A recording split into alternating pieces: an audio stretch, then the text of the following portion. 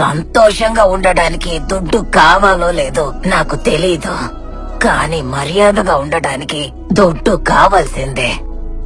జీవితంలో బతకడానికి ఎవరైనా దుడ్డు అవసరం లేదు అని చెప్పినారంటే వాళ్ళకి దుడ్డు సమస్య లేకుండా బతుకుతున్నారు కాబట్టి అట్ట చెప్తున్నారని అర్థం.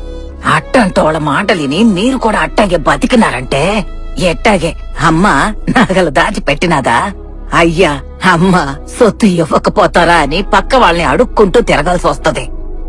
చేసే పనిలో ముందు ఆడదానికి ఎప్పుడైనా స్వతంత్రం కావాలి. అట్ట అది మట్టుకు ఉండాదంటే మిగతా స్వేచ్ఛ ఆళ్ళు ఇళ్ళు ఏందే మీకు ఇచ్చేదే.